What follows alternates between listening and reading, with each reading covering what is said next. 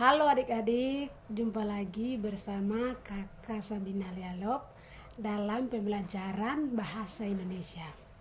Nah, pada kesempatan ini kakak akan menjelaskan materi tentang berliterasi dengan buku fiksi dan buku non-fiksi. Nah, pada bagian ini tuh dibagi menjadi ada 5 bagian.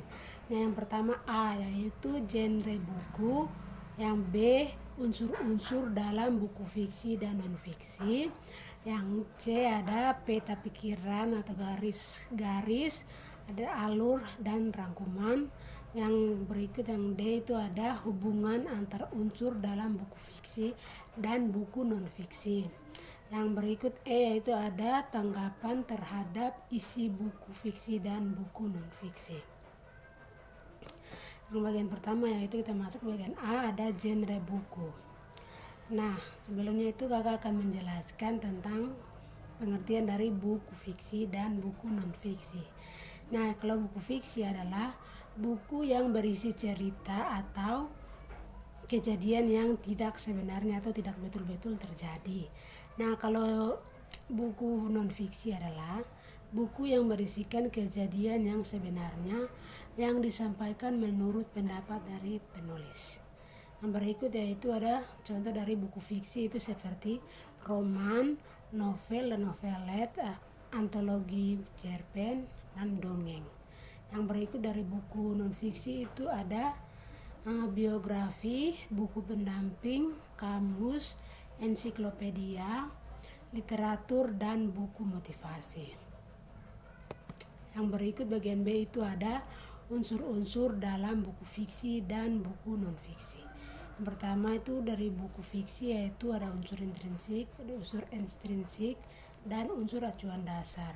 Kalau dari buku non-fiksi itu ada unsur-unsur dalam buku non-fiksi dan unsur acuan dasar. Yang berikut kita masuk di unsur intrinsik dalam buku fiksi.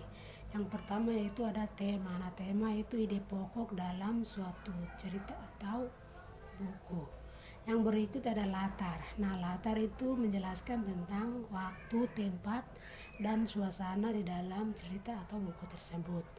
Kalau yang berikut ada tokoh atau penokohan. Nah, kalau tokoh itu menggambarkan pelaku yang terlibat di dalam cerita. Kalau penokohan yang itu menggambarkan tentang sifat dari pelaku dalam cerita tersebut. Yang berikut itu ada sudut pandang. Nah, sudut pandang itu seperti pandangan dari ada orang ketiga atau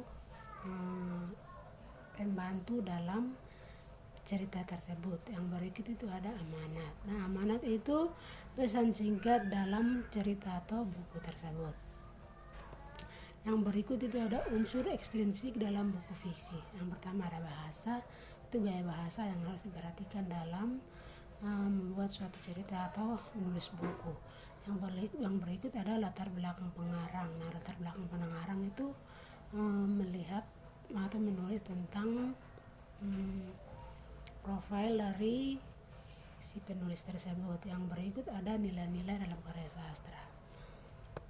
Yang berikut termasuk di unsur-unsur acuan dasar yang terdapat dalam buku fiksi, yaitu yang pertama ada cover buku, rincian subbab buku, judul subbab, tokoh dan penokohan, tema cerita, bahasa yang digunakan dalam buku, dan penyajian alur cerita. Nah, yang berikut yaitu ada unsur dari buku non-fiksi. Nah, unsur ini tuh terdiri dari 5 bagian. Yang pertama ada prakata, yang kedua ada daftar isi, yang ketiga ada pendahuluan, yang keempat ada isi, dan yang kelima ada penutup atau simpulan. Berikut ini unsur acuan dasar dalam buku non-fiksi.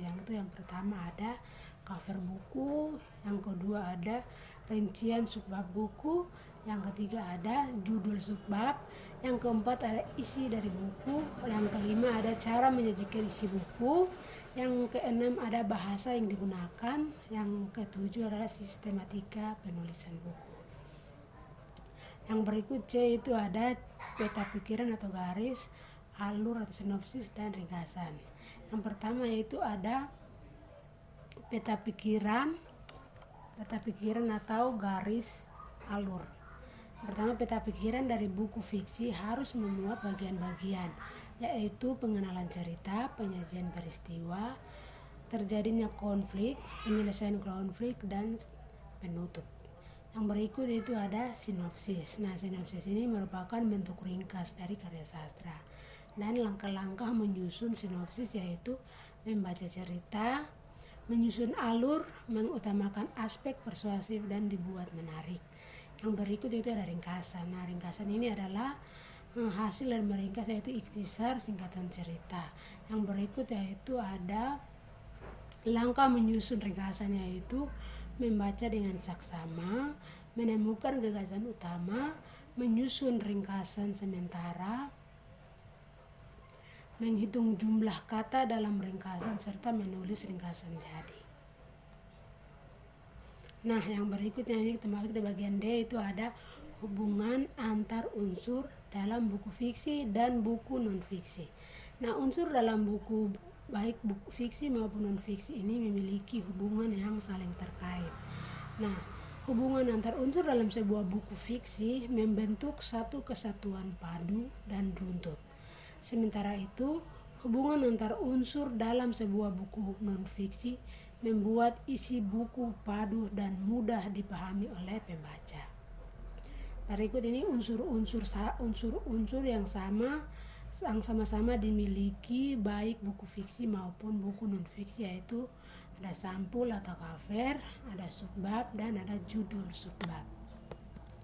Nah, berikut yang itu ada tanggapan terhadap isi buku fiksi dan buku non-fiksi. Itu ada dua, yaitu pertama tanggapan lisan dan tanggapan tulis. Nah, tanggapan lisan ini disampaikan secara langsung berkaitan dengan fisik dan isi buku.